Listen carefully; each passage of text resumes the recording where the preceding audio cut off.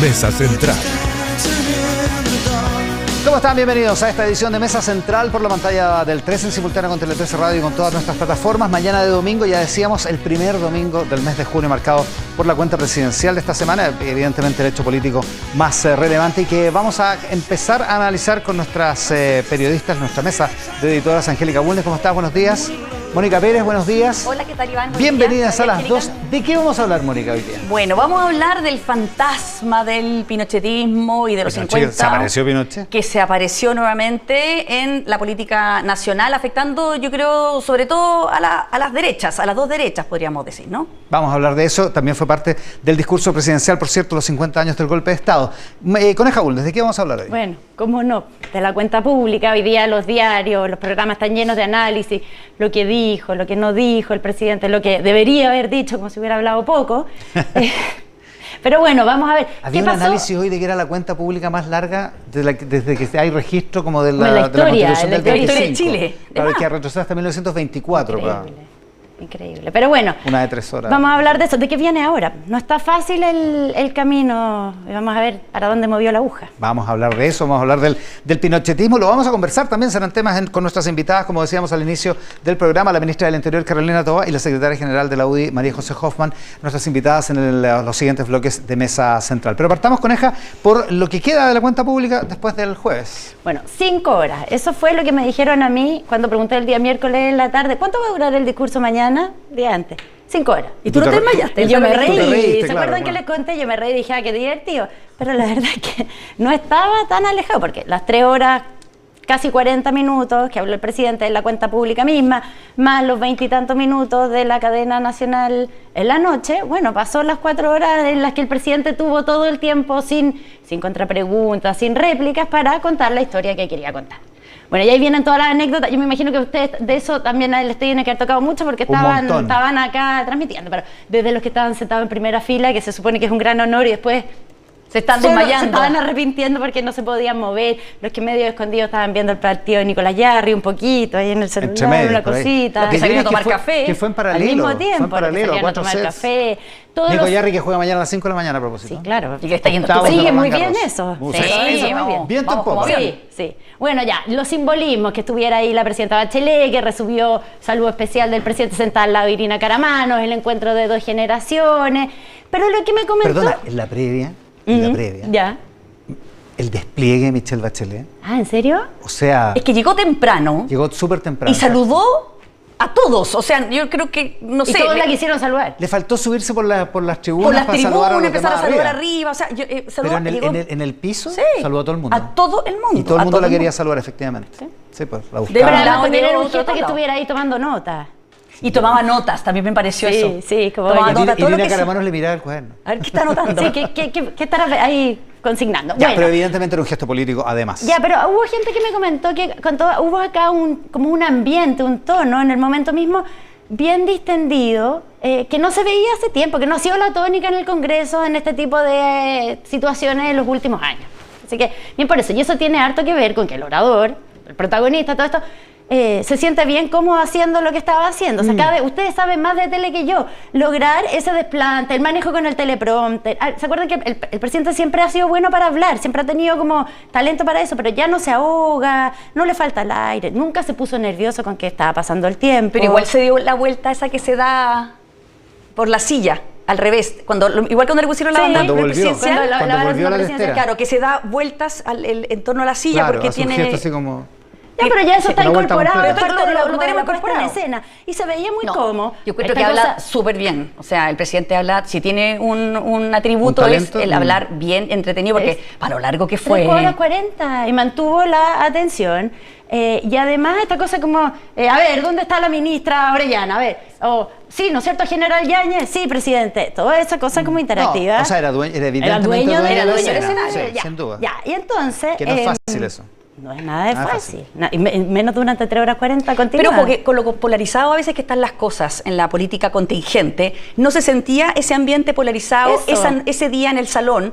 Y yo también creo que hay que reconocerle un poco de mérito, por ejemplo, al presidente del Senado, que ha instalado como que tenemos que dialogar, o sea... La cosa republicana. Un tono distinto. Un tono distinto. Republicana, Yo creo que en el por otro, eso no en el estaban- sentido del Partido Republicano. El tono fue distinto, no sé si le vieron la cara cuando termina el discurso, cuando saludan al final. La cara de Coloma es muy distinta a como cuando Habla empezó. del inicio. Ya. Ahora, igual Gabriel Boric le hizo varias reverencias. En el Hizo discurso. varios gestos al sí, gobierno hacia el propio anterior, Coloma, a la sí. derecha, agradeció muchas cosas que se han hecho en conjunto. Entonces, hay que recordar que este es un presidente que tiene 30% de apoyo, está estancado ahí y que no tiene mayoría en el Congreso. Entonces, de alguna manera, es un presidente que está pidiendo ayuda, pero lo hace con mucha gracia, en alguna dimensión. Lo hace con encanto. Exactamente, ya.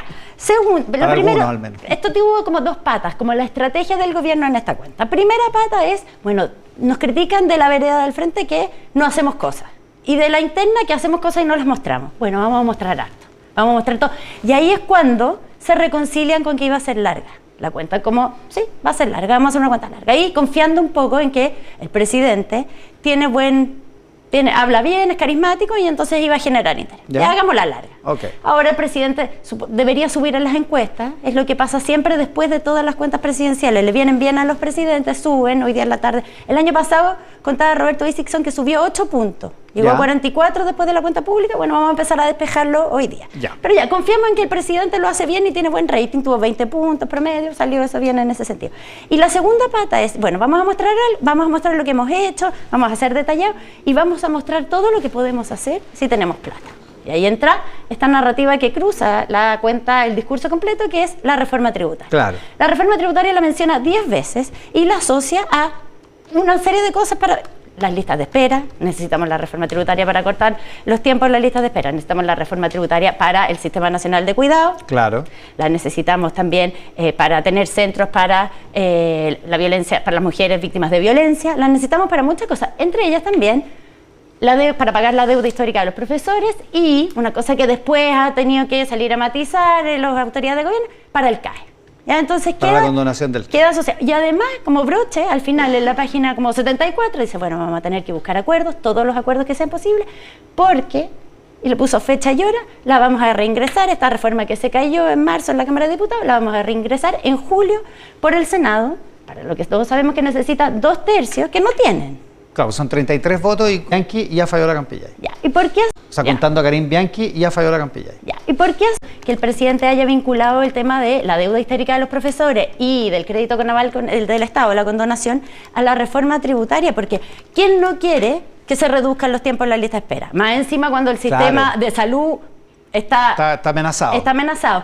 Pero ya podemos hablar de la entrevista de Ángela Vivanco hoy día en la tercera. Sí, va a dar mucho que hablar. Ahí en el intermedio hablamos. Ya me están escribiendo los chats colaborativos respecto de la entrevista. Sí, pero es que este va a ser el tema del día, sin duda. Sí. Bueno, entonces ya, pero ¿quién quiere? No todo el mundo quiere la condonación del crédito. Eso es una petición del Frente Amplio, del oficialismo, de parte del oficialismo. Yo diría que es del Frente Amplio. Del Frente Amplio sobre todo, exactamente. Pero más que eso, es quizás yo también pudiera quererla, sin matricularme con ninguna ideología, pero es imposible, o sea, es muy difícil porque es mucha plata. ¿En qué prioridad la quieres? A mí me pasaba que cuando el presidente iba nombrando esto con reforma tributaria, yo hice como la lista de la compra, así como la dueña de casa. ¿Cuánto sale? Iba anotando, tal cosa vale tanto. Entonces me decía, a mí no me sumaba el monto de todo lo que había que pagar con la reforma tributaria. Sí. No particularmente si la condonación del CAE es de una sola vez, que incluso los que más la defienden en el Frente Amplio dicen, nadie está planteando eso. Se está planteando ¿Y la deuda histórica? Lo mismo. Es un volumen de plata enorme. Ya, y entonces, por eso, ahora el ministro Marcel salió a explicar que no era que se va a financiar el CAE con la reforma tributaria, lo que solo revela, más allá de lo que se diga, lo muy complicado que es adentro del gobierno el tema de la condonación. Ya, pero ¿qué dice? ¿En la derecha qué pasó? La derecha se sorprendieron con esto, porque cuando el presidente dijo Julio reingresa, me dije, que hay una conversación de la que yo no me había enterado, que está avanzada. Que es lo que pensamos todos, digamos, claro. Y él empieza a preguntar a los senadores y no hay. Ha habido conversaciones en las que el gobierno no nos ha mostrado nada de lo que está pensando en este reingreso. Entonces, esto los toma por sorpresa y lo que empieza a aparecer es que entre el mundo del Chile Vamos, que los votos que necesitan ir a buscar, no hay mucha disponibilidad de avanzar en una reforma tributaria. O sea, ya, un senador oficialista me decía, mira, acá la música la va a poner la derecha. Con respecto a esta reforma tributaria, a lo que llegue de vuelta al Senado. Ya, entonces, olvídense de impuestos altos a los patrimonios. ¿Ya? Impuesto al patrimonio no va a ser una cosa más orientada a la evasión, a la ilusión. La contaba la Paula Comandari el viernes en el RATPAC, pensando en una recaudación de en torno al 2%, un poquito más, no lo que inicialmente, una cosa mucho más, bastante más modesta. Todavía los fondos disponibles. Exacto, pero yo creo que, independiente de que todo eso, muy asociada a gasto, o sea, ¿en qué se va a gastar todo esto? Pero lo que yo veía entre el mundo de Chile Vamos es que incluso así no hay mucha disponibilidad hoy día, porque dicen esto tiene que ir asociado a una agenda pro crecimiento. A una agenda pro crecimiento, a una agenda de mejor gestión del Estado. Entonces, todo el mundo dice que difícil la va a tener Álvaro Elizalde, que es el ministro Sexpress, que tiene que negociar. Sí, la va a tener súper difícil. Y entonces, ¿dónde también se van a producir conversaciones? En las semanas que vamos a ver. Bueno, también en el mundo de los empresarios, porque en el gobierno tienen la sensación de que ahí hay mayor como disposición a avanzar en esto, por lo menos en este momento. Como que entienden mejor la necesidad de hacerlo. Exactamente. Porque es una necesidad doble, es una necesidad de financiamiento de algunas medidas, pero también una necesidad de fijar un escenario tributario permanente, fijo. De dar certeza, claro. Y de que esto no esté reapareciendo. O sea, que no esté el próximo gobierno con una pequeña reforma tributaria. Pero yo eché de menos alguna medida pro crecimiento dentro del discurso, aunque fuera por ponerla. O sea, claramente la derecha te dice siempre, la reforma tributaria para mí no es la manera de financiar. Claro, no es pura recaudación. No puede ser que todo lo financiemos con reformas tributarias. Aquí hay que crecer, porque eso es lo que genera riqueza, y aquí eso es lo que nos va a dar riqueza como país para poder solventar las necesidades sociales que tiene este país. Ese es el discurso de la derecha. Entonces, una reforma tributaria no es su herramienta para nada. Y yo no entiendo quién de la derecha va a aprobar una reforma tributaria para financiar el CAE y la deuda histórica. Por eso enreda tanto esa situación. Es muy enredado, claro. Ya. Y entonces, el ministro Marcel se iba a ir a Francia esta semana. Sí. Reuniones de la OCDE. ¿Ya? Suspendió ese viaje y el viernes en la tarde invitó a la directiva de la CPC a una reunión el martes a las 8:30 de la mañana. Perfecto. En la que se espera que entonces ahí empiece a mostrar qué es lo que están pensando, en presentar de acá a julio para dónde va la micro. ¿Ya? Y lo que me decían el gobierno es que el presidente no tiene reuniones contempladas en este sentido para la próxima semana, pero que él está muy disponible para meterse de lleno en este tema. O sea, si es necesario participar personalmente en el futuro, lo va a hacer. Lo va a hacer porque lo que está pensando es una cosa como la agenda pro crecimiento. O sea, esa agenda que en el año 2002 pactaron la SOFOFA con el gobierno del presidente Lago y que se tradujo en una serie de medidas de pro crecimiento, pro inversión, pro ahorro, pro empleo. ¿Ya? Entonces, están pensando en algo como así. El presidente está dispuesto, porque él dijo, vamos a conversar con todo y vamos a llegar a soluciones, como dijo, subóptimas. Subóptimas. Claro, subóptimas. Una nueva palabra. Para mí, los míos, pero para ustedes también. Subóptimas para todos. Claro. Y por eso ven con mucha como optimismo, de alguna manera, la llegada de nuevos líderes en el mundo gremial. Por ejemplo, Rosario Navarro, que asumió esta semana la SOFOFA, que es como una cara fresca, Karen Tal, en Icare. ¿Te acuerdas? Que de hecho la mencionó en el discurso. La mencionó en el discurso. Y una serie de caras más, y ha estado como tratando como de generar un ambiente en ese sentido. Para fórmulas híbridas. Para fórmulas híbridas. Claro, cuando habla de la reforma previsional, habla de esas dos cosas, fórmulas híbridas y subóptimas. Claro. Nadie va a obtener el 100%, ese presidente. Claro, subóptimo. Como tú dices, una nueva palabra. Pero no está fácil llegar a las soluciones subóptimas, así como están las cosas hoy día. Ya, eso. Y las reacciones se pueden ver, como dice la coneja, en la prensa de día. Sobre lo que dijo, porque, bueno, habló 3 horas 40 el presidente. O sea, puede sacar cualquier análisis. Ayer, eso era una de las cosas difíciles de reportear esto, que uno le preguntaba, en general, ¿qué te pareció la cuenta pública? ¿Cuál de todas las partes? Porque yo vi la primera parte, y no todo el mundo tiene ese tiempo disponible. Salvo los que no estamos dedicados a esto, digamos, que la vimos completita. Claro. Mónica Pérez, ¿se apareció Pinochet? Pinochet en rigor se apareció antes de la cuenta pública. Se apareció antes de la cuenta pública. Y en la cuenta pública era evidente que el presidente iba a hablar de los 50 años del golpe. Lo tenía que hacer, creo yo, pero a la derecha le molestó mucho. Y es curioso porque hablé con varias personas, no solamente dentro del Partido Republicano, sino que también en Chile Vamos, y me decían, mira, el discurso del presidente iba estupendo, me dijeron, incluso que no compartimos las cosas que dice, muchas de las medidas, pero iba estupendo hasta que habló de los 50 años. ¿Pero cómo no iba a hablar? Eso es lo que pienso yo, ¿cómo no iba a hablar? O sea, bueno, pero a ellos les molestó la manera en cómo lo puso, porque además, si ustedes se fijan, el párrafo está justo antes y lo une con el negacionismo, el Isaloncón y una serie de otras cosas que a ellos les molestó muchísimo. ¿Ya? Encontraron que ahí Boric pasa de ser un presidente que en el discurso, como tú dices, alabó a la derecha en varios minutos y reconoció trabajo del expresidente Piñera. Un estadista, por decirlo de alguna ¿Esto manera. le molestó a los republicanos o a la derecha en general? A la derecha en general, fíjate. Sí, a la derecha en general, fíjate que yo pensé que no. Pero por eso no se pararon ese día. Por eso yo también creo que parte la mala cara de Coloma al final del discurso. Porque fue al final del discurso. Fue todo al final. ¿Por qué? Porque es un tema que les complica de sobremanera, porque les pone una cuña, básicamente, entre Chile Vamos y la derecha más dura, que es republicano, y les impide, en definitiva, un proyecto de mayorías. Ellos tienen que ir pensando cómo aglutinar más gente, cómo sumar más gente, y eso los parte por la mitad, los complica, los hace pelear internamente y externamente. Ahora, la derecha parece tenerlo claro, porque ¿cuándo fue esto? El martes. ¿no? La frase de Luis. Fue el domingo pasado, fue el domingo, pero salió pero se el martes. viralizó el martes, Sí. ¿cierto? Y el presidente le contestó el martes. Sí, Sí, con este Twitter. tuit. Ya, me parece que fue el miércoles en la mañana que entrevistamos a Javier Macaya en la radio, en Tele 13 Radio, y... Tengo tu frase, la tengo acá anotada. O sea, al tiro dijo, se desmarcó al tiro como que automáticamente, no es que tuvieron que pensar demasiado para responder el tema Pinochet. Mira, quiero leer la frase completa de Luis Silva, porque a todo esto me dijeron, bueno, porque dicen que nosotros solo decimos una parte de la frase. Ya, la frase completa hay un punto en eso. Hay un dejo de admiración, porque pregunta por Pinochet, ¿qué es para usted Pinochet? Dice, hay un dejo de admiración por el hecho que fue un estadista. Fue un hombre que supo conducir el Estado. A eso se refiere con estadista, Estado, dicen.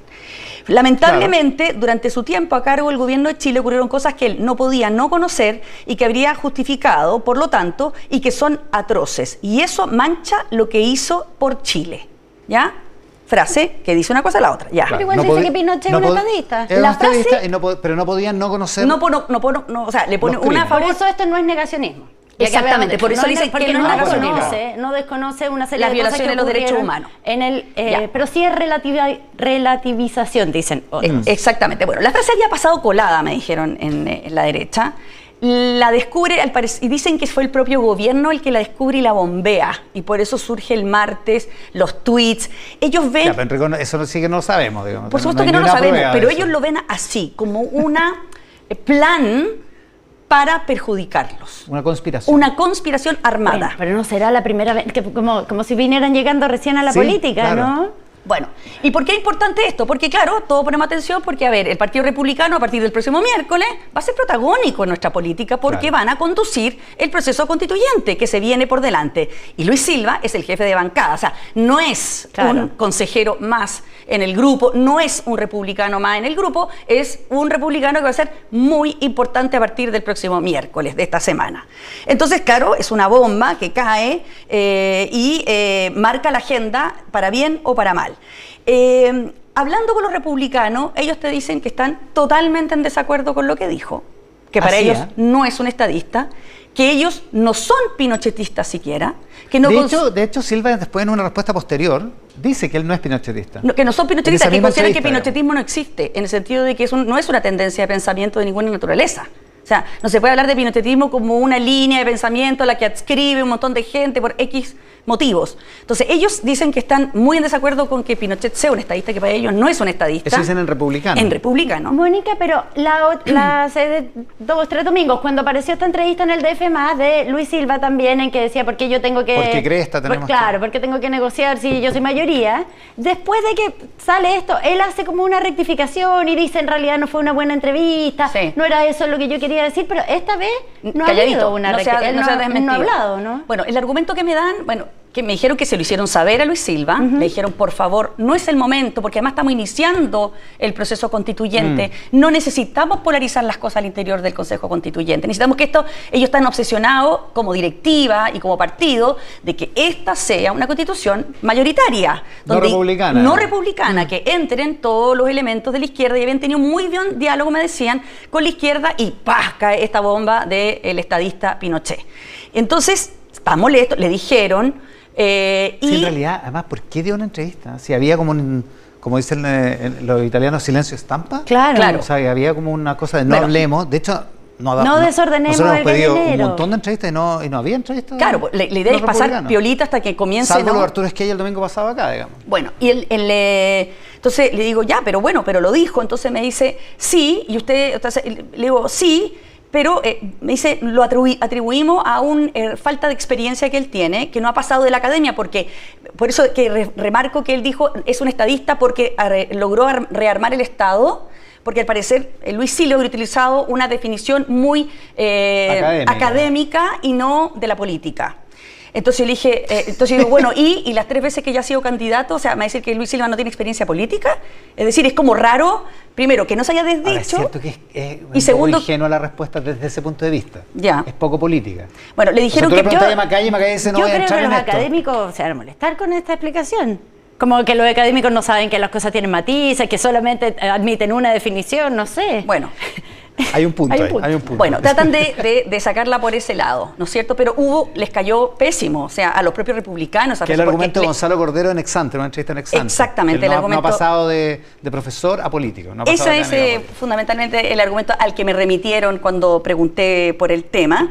Y lo que han hecho es, obviamente, decir, hey, ojo, a continuación, por favor. Por eso que hacen estos cónclaves en Casablanca, donde los tienen encerrados a todos los consejeros. Para ordenarlos, para decirle, mire, esto así, estos son nuestros discursos, ustedes no lo pueden decir esto, no pueden decir esto, otro. Tenemos que lograr, porque ellos están realmente obsesionados con sacar una constitución que sea para todos, ¿ah? Porque ellos saben que si no se arriesgan, me dicen, ¿para qué sacamos con sacar una constitución republicana? Si después se la van a volver a rechazar, no podemos... Y, ojo, las encuestas están mostrando que crece el rechazo. Por eso la semana pasada mostramos una acá, ¿y cuánto tenía? Ya tenía casi 28%. Exactamente. Rechazo, y subiendo. Bueno, el otro tema es que cuando tú vas... Pulso Ciudadano. Cuando tú vas al discurso a los 50 años, que es una fecha que yo le digo va a correr paralela a la discursión que va a haber en el Consejo. Va a estar cruzada con el Consejo. O sea, no hablar de los 50 años me parece que sería negacionismo. ¿Cómo vamos a evitar los 50 años del golpe? O sea, no se puede. Y yo le decía, yo encontré que el llamado que hacía el presidente era a unirse en torno a la condena de los derechos humanos, nada más. Y él dice, que me imagino yo que cualquier partido político que está en democracia hoy en día tiene que hacerlo. Y me decían, no, porque para nosotros los 50 años es como un mecano que tiene distintas piezas. Una pieza es la Unidad Popular, otra fue el golpe de Estado, otra la violación de los derechos humanos, pero otras también es la restauración económica, porque para ellos fue un milagro económico, y la estabilización política a raíz de la Constitución del 80, porque como si a ellos les gusta la Constitución del 80. Entonces, dice, a mí no me pueden desarmar este mecano, porque son múltiples piezas, y enfocarse solo una en los derechos humanos, para nosotros es divisivo, porque no reconoce, es como reduccionista, no reconoce lo bueno que para nosotros tiene el régimen militar, porque tampoco le dicen dictadura todavía. Yo, así como, ¿dictadura o...? Esto es los republicanos. Los republicanos. Ya. ¿Le preguntaste si es...? Si ustedes dicen dictadura, dictador, no. No. No dicen, pues les cuesta. Cada uno con su cosa. Sí, bueno. Ya, pero ellos plantean esta cosa de que es un sistema. De que es un sistema. Que no puede separar una cosa de la otra. Pero yo le decía, bueno, pero a ver, ¿qué entidad moral o ética tiene cada uno de esos elementos? Claro. Para usted no pesa más una cosa que la otra, una cosa no opaca. Claro. Como se pregunta Daniel Matamala en su columna de La Tercera hoy día, ¿cuántos desaparecidos son una carretera o $1 millón de inversión extranjera? Claro. Bueno, esa es la pregunta. Bueno, para ellos no, y para ellos meter este tema de ahora de nuevo genera división. Y como ellos me decían, que ellos están realmente comprometidos con este proceso constituyente, del cual se sienten muy responsables y quieren que sea mayoritario. Entonces, se les desordena cuando ellos han hecho esfuerzos, según ellos. O sea, son mayoritarios, pues. Entonces ellos están haciendo esfuerzos de ceder esa mayoría, no ser los estingos de este nuevo proceso, no llevárselo, como lo dijo Silva, que se tuvo que retractar. Efectivamente han estado haciendo un esfuerzo en ese sentido. En ese sentido. O sea, como de disciplinamiento, de ordenar un discurso. Eso no es gratis al interior de sus propias huestes. Y cuando más encima le metes lo de los 50 años, la violación de derechos humanos, más se le desordena yo al ahí creo que interior. nadie se los mete, el tema está ahí, va a estar y solo va a ir creciendo en las próximas semanas. En este año solo va a crecer. Por supuesto. Sí, exactamente. O sea, Lo que pasa es que más 50 años es una fecha muy simbólica. Porque la derecha sí, lleva 40 años, lleva 30 años diciendo, oye, no, pero si este tema es del pasado, ya tenemos que hablar del futuro. Lo decían en el año 93, lo decían en el año 2003, lo decían en el año 2013, lo dicen ahora en el 2023. Bueno, entonces, ¿cuándo era el momento para hablarlo? Si llevan 30 años diciendo que no, que ya como que es tema del pasado. Y resulta que todavía está ahí. Y yo creo que hay que leerle el libro que menciona el presidente Boric en su discurso, que es el libro de Cristóbal Jimeno y Daniel Amor, La búsqueda, donde uno ahí ve por qué 50 años después ese tema no es pasado, es presente. Y por eso que ese discurso, en ese punto, cuando hablamos de los detenidos desaparecidos y no haberlos podido encontrar, que haya miles de chilenos, miles de familias de chilenos que todavía no pueden dar sepultura a su ser querido, que salió su papá, su mamá y nunca más volvió y no han encontrado nada de ellos, es tema de presente. O díganme ustedes si no lo sentirían de presente, que un familiar de ustedes no lo pudieran enterrar. Sobrino. El recuerdo vivo. El libro, La búsqueda del libro de Cristóbal Jimeno, que tenía 2 años. Cuando su papá fue asesinado. Su papá estaba en La Moneda, ¿no? Sí, era uno de los asesores de Allende, claro, en lo que se llaman los asesinatos de La Moneda. Claro. Entonces, claro, 50 años después, el libro se vuelve... ¿Por qué? Porque además es un ejercicio no partisano, un ejercicio es la historia de una persona que... Es su historia y su intento de entender. Que no es nada de radical, que es un abogado, que vive en Chile y que se ha pasado, que tiene 50 y tantos años, Cristóbal, buscando a su papá, pero de una manera... súper poco ideológica, o sea, el libro es, en ese sentido, te abre, porque en el fondo uno entiende no desde un discurso armado, sino que muy transparente. Bueno, ¿qué pasó en Chile Vamos frente a esto?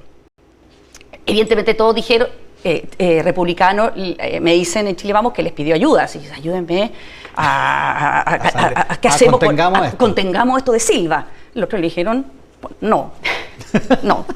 Sabiendo que, ojo, que se necesitan mutuamente, se necesitan en la... Bueno, por de pronto, para hacer una mayoría en el Consejo Constitucional, se necesitan, van a tener que trabajar juntos, sí, y ellos evidentemente compiten, pero también tienen coincidencia y tienen que de alguna manera trabajar eso. Chile Vamos esta semana decía, estamos a cargo del programa del presidente Boric y de contener las declaraciones de Luis Silva. Estamos muy ocupados. Vamos a hablar de entonces, eso con claramente, María José Hoffman. Le dijeron que no, lo siento, no podemos. Chaguán, Macaya salieron a hablar, los presidentes de la Renovación Nacional, de la UDI. Chaguán, por ejemplo, dijo, jamás se pueden exculpar las violaciones a los derechos humanos fundamentales. Uno podrá tener una apreciación de lo que hizo el gobierno en aquel entonces respecto a sentar las bases del desarrollo del país, que es lo que más le importa, pero los calificativos de Silva respecto a este gobierno no los compartimos en lo absoluto. O sea, ya más tajante no podría ser. ¿Cómo lo ven en Chile Vamos? Obviamente en la UDI, fundador de la UDI es Jaime Guzmán, el creador de la Constitución del 80, que está en toda discusión. O sea, ¿cuánta gente de la UDI no estuvo en el gobierno? ¿Cuánta gente de Renovación Nacional tampoco? También participó del gobierno militar. En fin, ellos saben que tienen ahí una cosa que ha impedido, incluso generacionalmente, con la nueva generación de líderes que hay en la derecha, poder sacarse esa mochila. Claro. Entonces, cuando les vuelven a poner la mochila, les molesta de sobremanera porque están un poquito amarrados en el sentido que saben que no pueden ser tan tajantes en ese tema porque también pierden electorado que se les va a republicanos. Entonces, también para ellos es súper molesto volver a hablar del tema. Claro, pero una cuestión generacional. Mira, saca esta accidente cuenta. Javier Macaya nació en el 78. Claro. O sea, nació después del golpe y nació después de Chacarilla. Claro. Que es el acto en el cerro donde se recuerda como una... ¿Perdón? No votó ni para el plebiscito. No, muchos de ellos no votaron para el plebiscito. Claro, entonces, y hay una generación anterior completa de la UDI que estuvo en Chacarilla, que estuvo en el pinochetismo más duro, digamos. Entonces es complicado para ellos. Bueno, y por último, claro, para ellos es este tema que les vuelve a poner la mochila encima, que los vuelve a estigmatizar porque de alguna manera igual caen en la discusión, les molesta, pero me dijeron que lo único positivo que veían es que les permitía diferenciarse de republicanos. En este lado...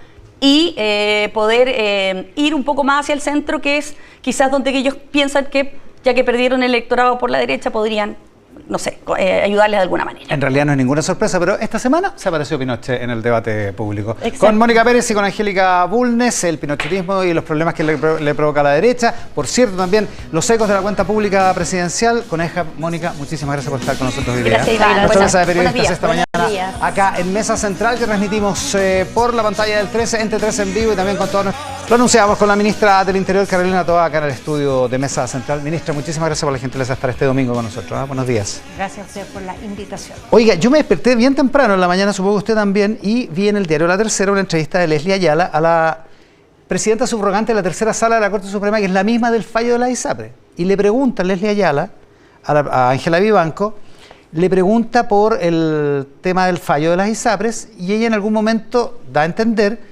que los cálculos de aplicación no son como se han hecho, y la pregunta específica es, entonces, ¿los excesos solo se le deben devolver a quienes alguna vez lo reclamaron ante tribunales y no a todos los afiliados? Y Ángela Vivanco, la ministra de la Corte Suprema, dice, justamente, porque al no haber nunca usted demandado, no tiene nada hacia atrás que cobrar. Los excedentes que las ISAPRES tienen que devolver son a las personas que demandaron. ¿Qué le parece? Bueno, esto es una novedad, digámoslo así, es una novedad, sí, por decirlo menos, y obviamente lo que corresponde hacer, lo que vamos a hacer a través de la superintendencia es pedir una aclaración respecto a los alcances que tienen estas declaraciones. El planteamiento de la presidenta subrogante se hizo en el contexto de una entrevista, y hay que buscar, digamos, que se aclare de manera formal a través de un recurso de aclaración. Ahora, se han pedido aclaraciones al fallo en otros momentos como gobierno, pero respecto de otras materias. Esta no parecía ser una materia en que hubiera dudas. No estaba en duda, exacto. Y tampoco las ISAPRES pidieron aclaración respecto de esto. Nadie ha pedido aclaración respecto de esto, pero en vista de esta declaración, evidentemente, se solicitará. Ahora, esto sí es importante decir, no altera el curso del proyecto que presentó el Ejecutivo, porque el proyecto del Ejecutivo no hace mención a montos, sino a mecanismos que se ocuparán para pagar los montos que correspondan, cualesquiera estos sean. Entonces, ya, o sea, hecha la aclaración de la Suprema, eventualmente no tiene por qué cambiar el texto, exactamente, pero sí el mecanismo de solución, digamos. Exactamente, pero el proyecto de ley, digamos, no se ve afectado ni se basa en un número específico. Hay evidentemente evaluaciones de lo que podría ser, pero cambiando ese número, el mecanismo funcionaría de todas maneras. Ese proyecto está en el Senado y es una más de las cosas que hay que negociar, porque no tiene el gobierno los votos para aprobarlo. ¿En qué va eso? Bueno, tenemos primero que apurarnos, porque los tiempos son acotados, y en segundo lugar, efectivamente, ha habido distintas opiniones sobre cómo enfrentar este tema, y como Ejecutivo, además no nos queda otra, pero como principio, estamos dispuestos a conversar, a buscar soluciones, pero sí a tener presentes algunos principios, y ese principio debiera ser que cualquier facilidad, cualquier modalidad que busquemos para que se pague lo que ordene la Corte, no se base en evitar que se pague, ¿no? O en hacer una especie de perdonazo, como podría llamarse. Ahora, ¿por qué es importante esto?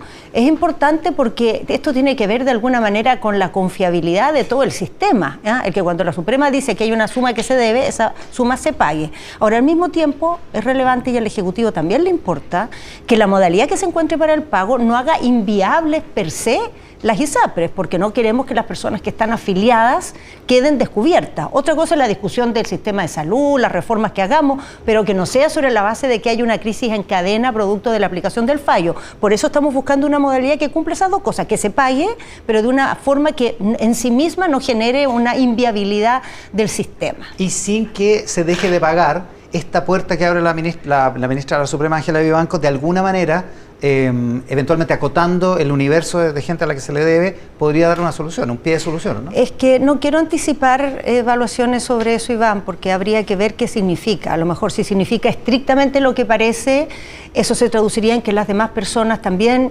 recurren a los tribunales y se genera un proceso. Claro. Podría haber muchas, digamos, versiones distintas del alcance que esto tiene, por eso el recurso de aclaración. Tenemos que hacer una aclaración para que sea estricto, claro y formal a qué se está refiriendo la ministra en la sala en general, y en base a eso trabajar. Y eso es lo que el gobierno ya instruyó al superintendente de salud, a Así Víctor Torres. Oiga, cambiemos de tema, hablemos de la cuenta pública. Como que se enredó el tema de la reforma tributaria y el análisis, el balance de la cuenta pública a raíz de la mención que hace el presidente a la condonación del CAE y a esta ligación con la reforma tributaria, que al día siguiente el ministro Marcel se encargó en varias entrevistas de aclarar en términos de que no estaban concatenados, digamos, las dos cosas, aunque sí para una condonación del CAE futura tiene que haber un financiamiento permanente que se tiene que buscar y eventualmente por la vía de otros impuestos. O sea, lo que pasa es que sí están relacionados porque el Ejecutivo no va a proponer una modalidad de resolver el CAE hasta no tener resuelto el tema mayor y grueso, que es la reforma tributaria. Entonces, en ese sentido, sí están encadenados uno a otro. Pero los fondos de la reforma tributaria no van a pagar otra modalidad. O sea, siempre se ha dicho, más esto ha sido la opinión del Ejecutivo desde el día 1, que el financiamiento con el cual se busque una solución a las personas que tienen deuda o deudas que no pueden solventar, depende cómo lo planteemos a la hora de formular la propuesta del CAE, tiene que ser un financiamiento autocontenido, es decir, un sistema que se refiera a ese aspecto en particular, claro, y no un fondo general como es la reforma tributaria, que está relacionado con diversas prioridades sociales que son fundamentalmente en el ámbito de las pensiones, en el ámbito de la salud, de los cuidados y de la seguridad. Esos son como los 4 grandes, digamos, tareas que se quiere o financiar o mejorar lo que tenemos hoy con los recursos de la reforma tributaria. Lo que queda muy bien para gente que es muy ordenada con las finanzas, pero la plata es fungible, ministra, y lo que sale de un bolsillo entra al otro bolsillo porque es la plata del fisco finalmente, y la ministra Vallejo probablemente lo sinceró cuando dijo probablemente el sistema de financiamiento de la condonación del CAE sea otro impuesto más, digamos, independientemente que no esté en la reforma tributaria, digamos. La modalidad todavía no la tenemos planteada, ni siquiera la tenemos resuelta. Pero va a ser plata del fisco, porque la plata o sea, es plata del fisco, pero puede entrar de distintas maneras esa plata. Una obvia y natural son impuestos, pero podría haber otras también, en teoría. Podría haber otras. Entonces, ese planteamiento todavía no está hecho, pero lo que está hecho desde el día 1 es que no puede ser que recursos que compiten por distintas prioridades, por ejemplo pensiones, por ejemplo salud, entre en ese mismo fondo, en esa misma competencia el CAE, porque eso significaría que grupos que tienen una situación de mucho mayor vulnerabilidad, de mucho mayor necesidad, entran a debatir por los mismos pesos, por decirlo así, con el financiamiento del CAE, y eso nunca nos ha parecido adecuado. Por eso siempre hemos dicho, la reforma tributaria es para estas prioridades que son transversales en la sociedad y donde está involucrado como beneficiario en los sectores más frágiles, más vulnerables, y el CAE tiene que tener un financiamiento en sí mismo, a que sea para ese objetivo exclusivamente y que no esté en competencia con estas otras prioridades. Ministra, los asuntos públicos no son un juego de azar, pero si me acepta la imagen, el presidente en su discurso, en el tablero de la ruleta, le apostó al 20 una ficha, mencionó la reforma tributaria y le alegó a una cosa, a otra cosa, y fue poniendo fichas en el mismo 20, haciendo la narrativa de que con la reforma tributaria se pueden hacer esas cosas y dando la impresión de que sin la reforma tributaria no se puede hacer nada de eso, por lo que es una apuesta a todo o nada en un sentido. Bueno, yo sé que el discurso fue largo, pero si tiene tiempo de revisarlo, podrá ver... Lo he leído como 3 veces. Podrá ver que no es así, porque por ejemplo en el tema que más me compete, que es el de seguridad, el presidente planteó una serie de cosas que ya se han hecho, una serie de compromisos que tenemos y que vamos a hacer en cualquier evento. Por ejemplo, el llamado a servicio que va a permitir incorporar más de 800 carabineros, pero hay otros compromisos que van en esa misma línea que con los recursos disponibles no se pueden financiar. Por ejemplo, el llamado a servicio vale como 34, 38 mil millones de pesos al año. Eso lo podemos hacer haciendo ajustes, sacrificios, esfuerzos, lo vamos a poder financiar. Pero, por ejemplo, la ley de plantas de la PDI, si la hacemos bien, vale aproximadamente 150 mil millones de pesos al año, para siempre. Eso... La verdad, no es serio decir lo podemos hacer. Entonces, hay cosas que se van a hacer de todas maneras, pero hay cosas que para llegar a ese punto necesitamos un financiamiento adicional, que lo natural es que sea de la reforma tributaria, porque tiene que ser permanente, son gastos que son permanentes. No pueden financiarse un año porque no fue bien y el año siguiente no fue mal, así que no se financian. Lo que se entiende desde el punto de vista de la salud y del sano ejercicio de la plata fiscal, digamos. Ahora, ¿no queda paralizado entonces el gobierno si no se aprueba la reforma tributaria? En absoluto, bueno, lo hemos visto pues. En todo este periodo el gobierno no ha estado paralizado. Pero además, Iván, una cosa importante, no es solo la salud de las finanzas esto, también es la salud de la política. Porque tenemos un debate sobre la reforma tributaria, pero cada vez que nos sentamos en una mesa, y lo hemos hecho muchas veces, hablar a fondo con los distintos sectores políticos, también con el mundo empresarial. Todo el mundo reconoce que en Chile tenemos una situación, por decirlo así, deficitaria en los bienes públicos que estamos entregando. O sea, la sociedad hoy día cree que dado el avance que ha tenido el país, mereceríamos tener mejores pensiones, mereceríamos tener un mejor sistema de salud, mereceríamos tener un mejor sistema de seguridad, y no lo estamos teniendo. Y por eso el tema de la reforma tributaria ha estado en la agenda mucho rato. Entonces, podemos tener discusiones sobre cuál es la modalidad de la reforma, incluso sobre el monto monto que vamos a recaudar, cómo lo vamos a distribuir, pero hay bastante claridad en que tenemos que dar ese salto. Entonces, es buena política poner arriba de la mesa para qué es la reforma tributaria. No es solo plata para que el fisco tenga más plata, no es solo para tener un Estado más fuerte, es para lograr ciertos objetivos, y si esos objetivos son compartidos, si estamos todos de acuerdo, por ejemplo, en que se requiere un refuerzo importante de los sistemas de seguridad que tenemos, de las policías, de la institucionalidad, si requerimos pensiones de otro estándar, si queremos que la salud pública tenga otros tiempos de respuesta, bueno, tenemos que buscar una modalidad para hacerlo factible y sentarnos y no pararnos, como dijo el presidente, hasta que ese acuerdo se provoque. Ya, okay. Lo que pasa es que usted planteado así, usted lo dice con toda la amabilidad que la caracteriza, pero para muchos, para varios en la derecha, lo que se ha planteado, lo que de fondo se está planteando es una especie de chantaje, porque lo que de fondo subyace en su argumento es, si no estamos de acuerdo en estos fines, entonces recháceme la reforma tributaria, porque estos fines que yo considero nobles, usted no los comparte. Y entonces le asigna la responsabilidad a la derecha, a Chile Vamos en particular, que tiene los votos en el Congreso, de no compartir estos fines que para muchos son nobles, como por ejemplo subir las pensiones. Pero es que sabe, Iván, eso como tantas cosas, son cosas que en el debate público se plantean así. La verdad es que cuando se cayó la reforma tributaria en la Cámara de Diputados, ni la misma oposición pensaba que se iba a caer, ni tenían los planes que íbamos a quedar así, en punto muerto, porque todo el mundo entendía que era necesaria una reforma tributaria. Y estaban votando en contra para presionar y llegar a un entendimiento, pero no para que quedáramos en cero. Entonces, todos sabemos que requerimos una reforma tributaria y todos sabemos, lo que dijo el presidente, que si no la hacemos, el próximo gobierno va a estar de nuevo con esto mismo, igual que estuvieron los últimos dos. Entonces, esto es una tarea pendiente que tenemos como sociedad, que no es solo una reforma tributaria, sino que es un pacto fiscal. Es decir, ponernos de acuerdo y estar todos claros como sociedad qué cosas vamos a asegurarle a toda la población y cómo las vamos a financiar y quién va a aportar a ese financiamiento. Eso en Chile hace años que no lo tenemos equilibrado, no lo tenemos en acuerdo, y es necesario hacerlo por la sanidad de la convivencia, ni siquiera por las finanzas públicas. Eso es un aspecto de varios. ¿No es entonces una manera de endilgarle la responsabilidad a la derecha? Que es lo que el senador Cusco, que hoy día en el diario dice. Iván, para ser claro, en esto todos tenemos responsabilidad. O sea, nosotros somos gobierno y tenemos la mayor responsabilidad ante el país, por eso nos soltamos con esto, porque sabemos que es fundamental. Y estamos dispuestos a ser muy flexibles, a buscar, a tener, como dijo el presidente de nuevo, soluciones subóptimas, a tener que renunciar a lo que uno originalmente quería para buscar lo que se puede, pero evidentemente la oposición, que además tiene mayoría en el Parlamento, ciertamente tiene una responsabilidad en hacer viable una solución, no hacerla imposible.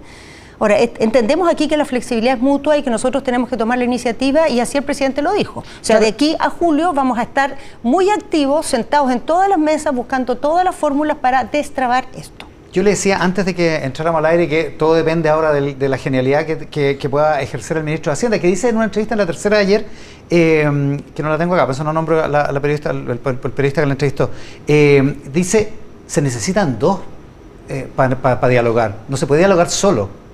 Así es. ¿Eso quiere decir que hasta ahora no ha habido ninguna conversación con la oposición en materia tributaria y de pensiones? Sí ha habido. ¿Se ha avanzado?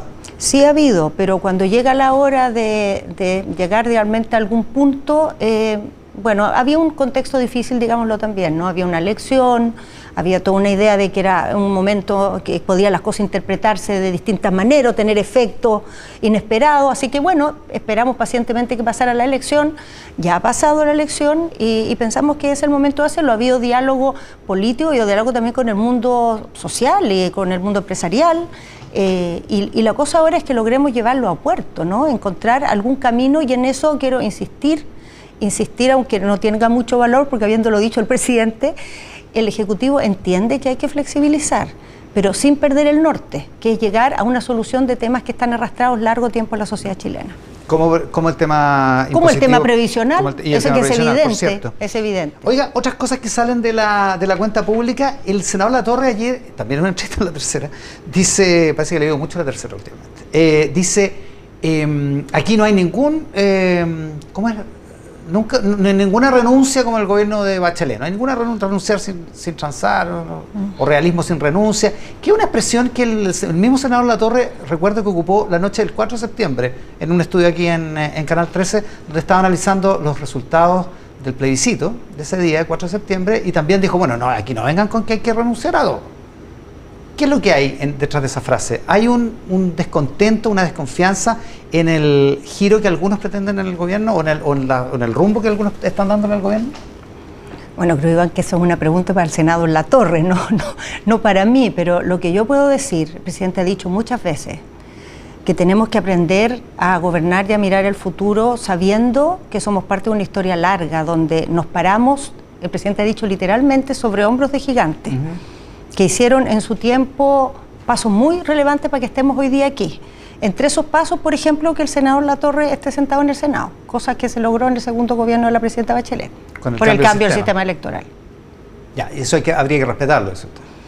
O sea, creo que es el criterio que nos convoca como integrantes de esta alianza de gobierno, la capacidad que ha tenido el presidente de construir un camino que valora los avances construidos antes y también se da cuenta de las dificultades con que cada época se gobernó, y las dificultades con que gobernamos hoy día creo que están arriba de la mesa, ¿no? Son evidentes y no son muy distintas de las de periodos anteriores, y ahí es donde uno aprende que sin perder el norte, y yo creo que algo que hemos aprendido muy bien en este gobierno, que uno no debe perder el norte, que uno debe ser categórico en lo que persigue, en lo que busca, en lo que cree, pero a la vez pragmático en las fuerzas que tiene, en las condiciones con que está gobernando.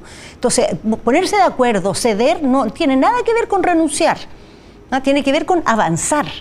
Tiene que ver con avanzar, y el deber de los gobiernos es avanzar. No estamos aquí para dar testimonio, estamos para mejorarle la vida a la gente. Y es un poco testimonial la frase de Latorre, ¿no? O sea, si uno dijera, si no se hace todo lo que quiero, quiere decir que no vale la pena hacer nada, la verdad significaría no avanzar. Y nosotros, por ejemplo, cosas que han pasado relevantes. Cuando se empezó a hablar del salario mínimo de 500.000 pesos o del royalty que yo me acuerdo, el gobierno del presidente Lagos se intentó hacer un royalty. Se intentó en distintas épocas con condiciones incluso más favorables que las actuales.